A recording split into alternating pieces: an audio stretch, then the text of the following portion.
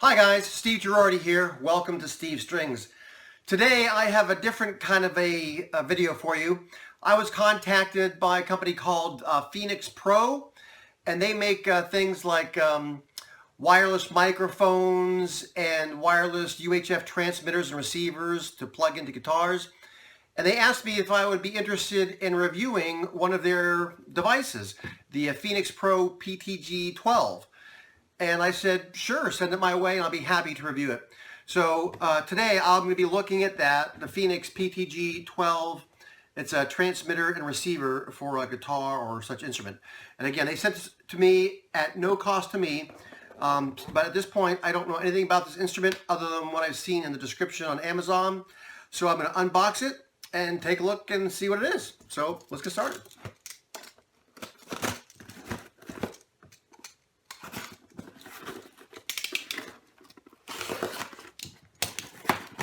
And as I mentioned, these are available apparently on Amazon. And I believe you can also order them directly from Phenyx Pro.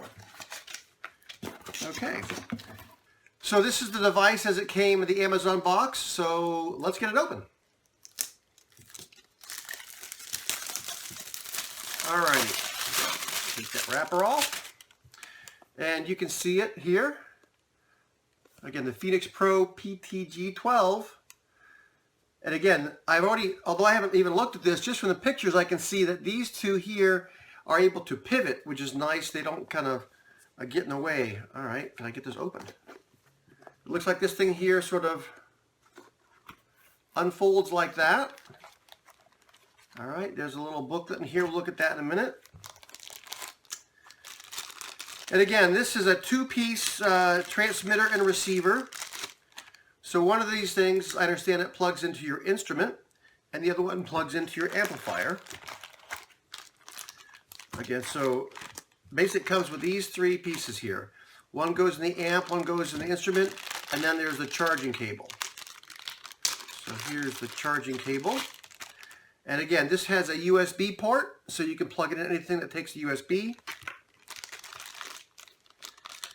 And I'll need to figure out which of these two things here is the transmitter and which is the receiver. So from looking at this here, set volume frequency, on off. I can't tell from looking at this. So plainly what I'm going to have to do is go ahead and read through this booklet. And of course it has to be charged. So I'm going to go ahead and use the USB port, plug it into my computer here. And once it gets charged, we can go ahead and give it a sound sample. Now the nomenclature that comes with this says that if based upon a 2-hour charge, you can get 4 hours of play out of this. So I'll go ahead and plug it in for a little bit to get a good charge, at least long enough to do a little demo. And that'll give me time to go ahead and read through the little book here and learn more about this transmitter receiver. Okay, let's talk about the power cord that comes with this. It has a USB port or plug to plug into your USB charger device. And then it has two plugs here. Each of these plugs into the respective devices, the transmitter and receiver. And it's really that simple. You plug it in and you wait till it's charged. And I let this charge for quite a while before I plugged it in. Again, the nomenclature says that you get 4 hours of use out of a 2-hour charge. So. Alrighty, I've got this now plugged into my amplifier, which is behind me there. And it's also plugged into my ukulele. And I don't know if you can hear that. There's something interfering with it. And when I move this, I can kind of hear a scratch and sometimes the light's going out. So I'm not sure what it is. I tried walking around the room with this. And for some reason, I'm getting some interference or something going on in the room to do that. But let's talk about how easy this setup was. And I should say that it does come with some instructions here, which are fairly straightforward, but if you don't pay attention, you'll do like I did, and you'll mess it up. Basically, these two devices look very, very similar. There is a receiver, and there's also a transmitter. The transmitter is the one that you plug into your instrument, and I'm not sure you can see this here, it has, it says frequency plus and frequency minus, all right?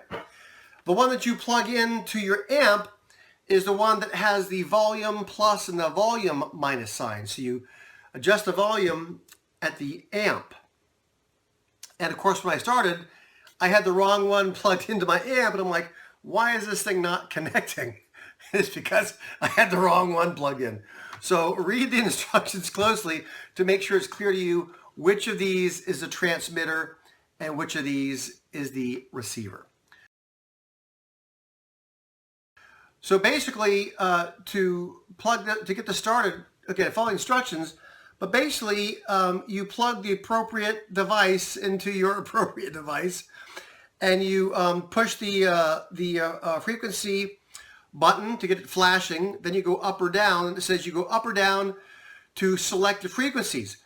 But there is not a number to let you know which channel am I on, because they say there's up to 20 channels.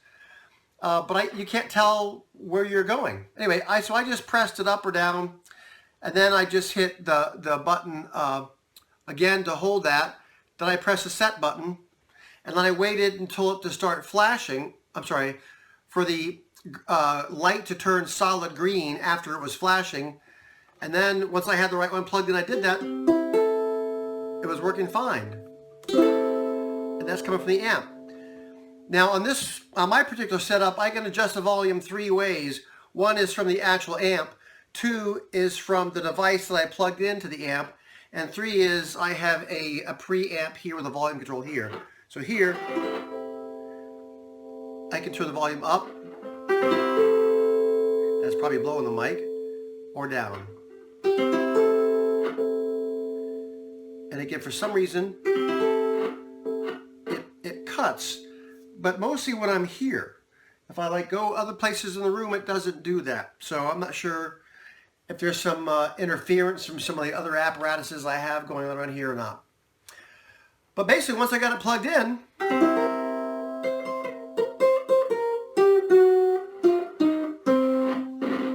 let's turn that down. That's better.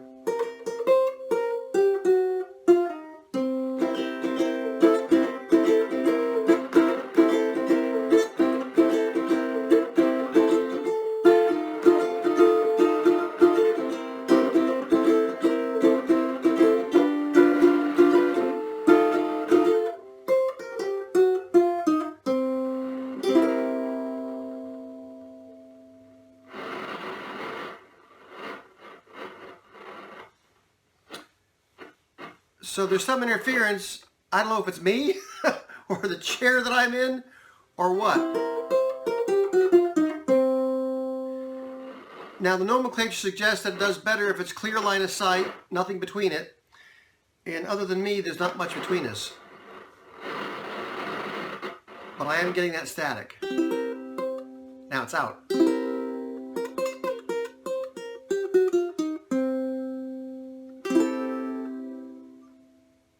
Okay, and the light's back green again. So again, I don't know what's going on. There's some interference somewhere that's affecting this. Anyway, you can judge for yourself what that means. This is the first time I've used one of these. I do like that it has this pivot thing so that it's not sticking out, catching on things. That is nice.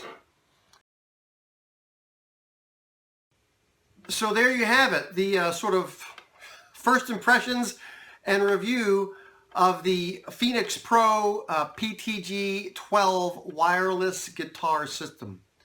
The one that I've had here, the way it's set up, it did work, but for some reason I did have some interference like that, and it had some episodes of cutting out. I'm not sure what was the cause of that, but it did occur.